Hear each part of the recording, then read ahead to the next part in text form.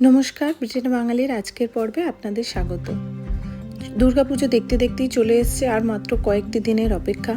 এর মধ্যে কেনাকাটা না করলেই নয়, কিন্তু এখানে তো আর সেইভাবে পুজোর কেনাকাটা হয় না। যেগুলো হয় সেগুলো পুজোর পড়ার মতোও মনে হয় না। তাই মা কলকাতা থেকে আসার সময় মানে মামার বাড়ির তরফ থেকে যেরকম আসে বা বাপের বাড়ির তরফ থেকে সেই সমস্ত জামা কাপড় তো আসছেও, তাছাড়াও আরও অনেকেই দিয়েছে, সেগুলোও আসছে। তাই সেরকমভাবে কেনাকাটা করার কোনো প্রয়োজন এই মুহূর্তে নেই, কিন্তু জুতো তো কিনতেই হবে, তাও আবার মেয়েদের বলে কথা।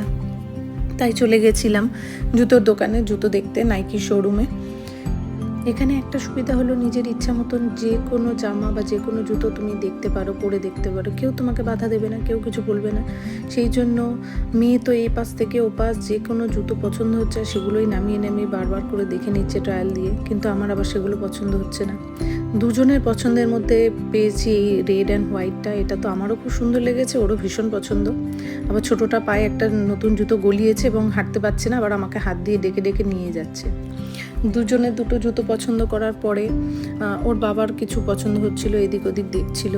আর ওইদিকে ফুটবল খেলতে ব্যস্ত। নতুন জুতো তো পেয়ে গেছে, এবার ফুটবল খেলতে ব্যস্ত।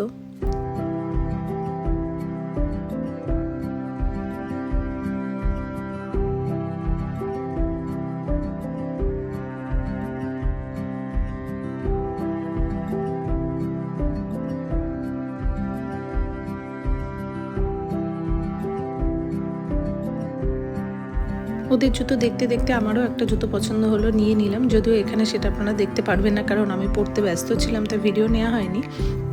এই করেই তিনজনের প্রায় জুতো কেনা হয়ে গেল, বাড়ি যাচ্ছি। নেক্সট ভিডিওতে আবার দেখা হবে, ততক্ষণ দেখতে থাকুন পরের ভিডিওগুলো।